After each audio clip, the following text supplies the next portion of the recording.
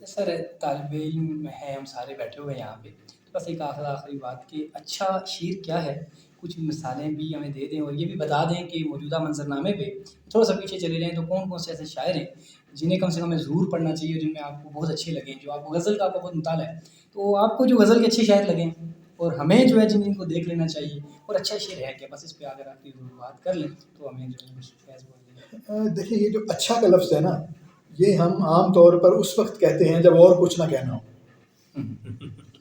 یعنی ہم کچھ نہ کہنا چاہتے ہوں تو ہم کہتے ہیں کہ اچھا ہے، تو اس کا کوئی مطلب نہیں اچھا ہے۔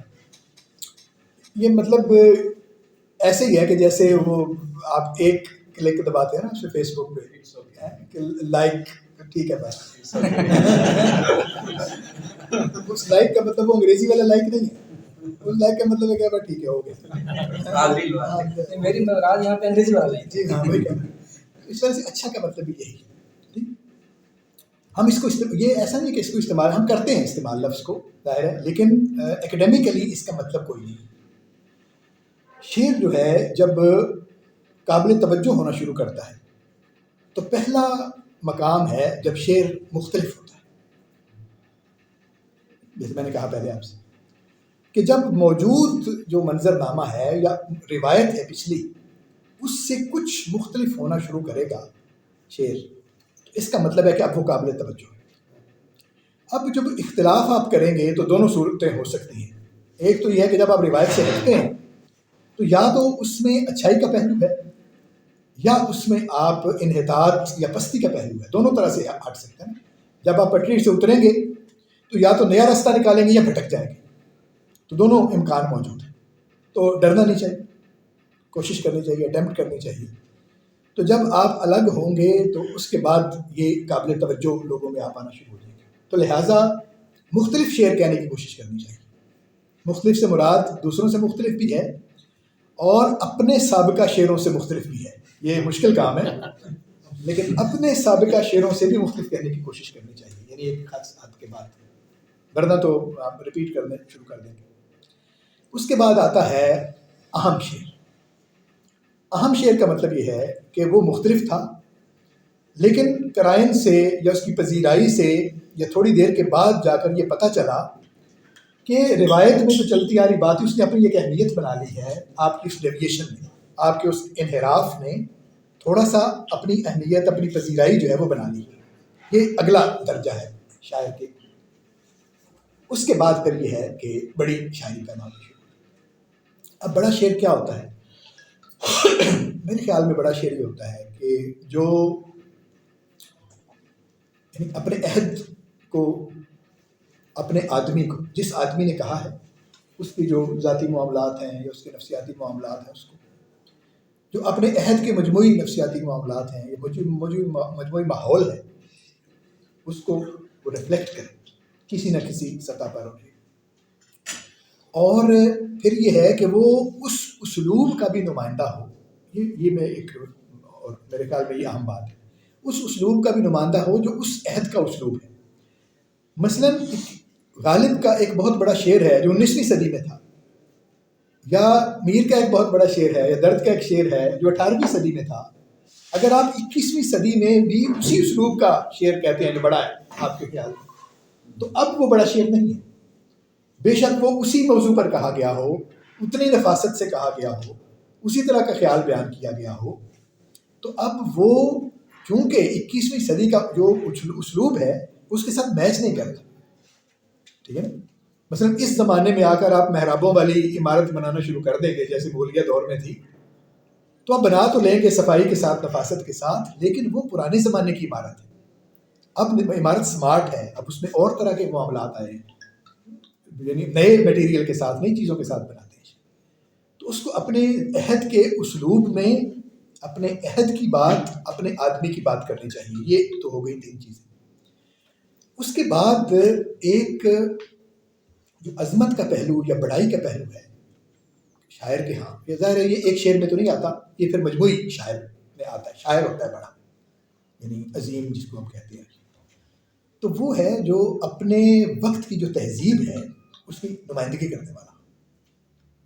ظاہر وہ ایک آدمی نہیں ہوتا، ایک سے زیادہ بندے بھی ہو سکتے ہیں لیکن تھوڑے بندے ہوتے ہیں. تو اہم شعر، مختلف شعر، اہم شعر اور بڑا شعر، یہ درجے ہیں شعر کے. تو اگر کوئی صرف مختلف بھی ہو جائے پھر بھی بہت بڑی بات ہے. اس کا مطلب ہے آپ دیکھیں 20ویں صدی میں آپ شروع کریں حضرت موہانی سے چلے شروع کر دیں. پہلے 20ویں صدی کے جو شروع کے لوگ ہیں ان میں رومانوی تحریک میں حضرت موہانی سے شروع کریں. ہمیں پہلے شاعر رئیس المتغزلین، ان کی شعری کی خصوصیت یہ ہے کہ انہوں نے پچھلے جتنے اساتذہ تھے انہوں نے خود طبع حسرت میں اٹھایا ہے ہر استاد سے فیض. پچھلے سارے اساتذہ کی جو مجموعی کلاسیکی روش تھی اس کو اکٹھا کر کے انہوں نے اپنے غزل میں ڈال دیا، لہٰذا ان کو کہتے ہیں رئیس المتغزلین. اب وہاں سے شروع کریں تو آپ کو کتنے شاعر یاد آتے ہیں. مثال کے طور پہ حسرت مجھے یاد آتا ہے، اب وہ بھی اس وجہ سے کہ میں نے پی ایچ ڈی کی 20ویں صدی کی غزل پر مجھے زیادہ شاعروں کے نام یاد ہے. آپ کو کتنے لوگوں کے نام یاد ہوگا جو ہمارے دوست ہیں، مثلا اس وجہ سے مشہور لوگوں کا ذکر ہے، مثلا حسرت. اس کے بعد آگے چلیں تو جوش غزل کے شاعر نہیں تھے لیکن کچھ شعر ایسے ہیں کہ مطلب ان کے ہوتے ہوئے جوش کو غزل سے باہر رکھنا ناممکن ہوتا ہے. سوز غم دے کے مجھے اس نے یہ ارشاد کیا، یا تجھے کشمکش دہر سے آزاد. اور ایک ایسا شعر ہے جو شاید آپ نے کبھی نہ سنا ہو، وہ ایسا ہے کہ مطلب اس جیسا کوئی اور شعر مجھے دور دور تک اس اساتذہ کے ہاں بھی اور کسی کے ہاں نہیں ملے. ہوا کی جیب میں ہے تیر از کماں رفتہ، ہوا کی جیب میں ہے تیر از کماں رفتہ، کشش کے دام میں ہے کاوش رم آہو. تیر کہاں جا رہا ہے اور آہو کہاں رکا ہوا. آپ نے دیکھیں جن لفظوں کے ساتھ یہ بات کی گئی ان لفظوں کے ساتھ آپ کو بہت کم ملے گا کہ اس کہنے کی بات. تو لہٰذا اس جیسے شعروں کی موجودگی میں آپ غزل کی روایت کے اہم شاعر کے طور پر جو اس کو بھی جانتے ہیں. اس کے بعد آگے آئیں تو یگانہ، فراق، یہ بڑے آدمی آپ کو ناصر کاظمی. اس سے آپ آگے آ جائیں تو اگلے پہ شکیب ہے، ظفر اقبال، پھر منیر نیازی، شہزاد احمد. پھر آگے آ جائیں تو یہ جمال ثانی، سرور حسین، افتخار عارف صاحب، افراز صاحب ہمارے زمانے میں، سارد حق صاحب، اور بہت سارے لوگ. یہ مطلب یہ بڑے بڑے لوگ ہیں، یہی اہم لوگ ہیں جن کو ہم جانتے ہیں. اچھا تھوڑی سی آپ کاوش اور کریں تو آپ پھر اور یعنی عزیز احمد مدنی کو، مجید امجد کو، یعنی ایسے لوگوں کو بھی آپ کو آتے ہیں. ضیاء صاحب نے اچھی، ضیاء جلندری صاحب نے کہی، اور کچھ چیزیں ہیں. اسی طرح کچھ اور کاوش کریں تو اور 5-7 شاعروں کو، اور کاوش کریں تو اور 5-7 شاعروں کو. لیکن آپ کبھی دیکھیے، مطلب میں نے ایک دفعہ پوچھا اپنے، میرے خیال میں حارث صاحب سے شاید بات کر رہے تھے یا کسی اپنے ساتھ، کہ جب بھی آپ جتنی دفعہ ایسے کوشش کر لیں کہ 5 اور شاعر نکال لیں، 5 اور شاعر نکال لیں، 5 اور شاعر نکال لیں، آپ کو 8ویں 10ویں دفعہ تک، مثلا جیسے ایک شاعر تھے ہمارے بہت اچھے، تابش دہلوی صاحب، کراچی میں، آپ کو کبھی ان کا نام یاد نہیں آئے گا. آپ کو کبھی ان کا نام یاد نہیں آئے گا. اب یہ پتہ نہیں میں صحیح کہہ رہا ہوں کہ غلط کہہ رہا ہوں، لیکن آپ مطلب آپ رئیس فروغ کا نام لیں گے تو ان کا، لیکن آپ کو تابش دہلوی کا نام یاد نہیں آئے گا. کیوں نہیں آئے گا؟ بہت اچھے شعر کہے انہوں نے، بہت پکے پختہ، یہ، لیکن ان کے شعر جو مجموعی کلاسیکی روایت ہے ہماری اس سے مختلف نہیں، اس کے اندر رہ کے لکھتے. تو لہٰذا یاد وہ آدمی رکھا جاتا ہے جس کے ہاں انحراف کی کوئی صورت ہے، مضمون کی سطح پر، سبحان اللہ، اسلوب کی سطح پر، لفظ کی سطح پر. اب دیکھیں شکیب جو ہے وہ کتنے سے ایسے 50 غزلوں کا شاعر، ایسے تھوڑے سے مواد کے ساتھ، لیکن اس کا اسلوب ہے. وہ کوئی مصرع تصویر کے بغیر نہیں لکھتا، یہ اس کا اختصاص ہے.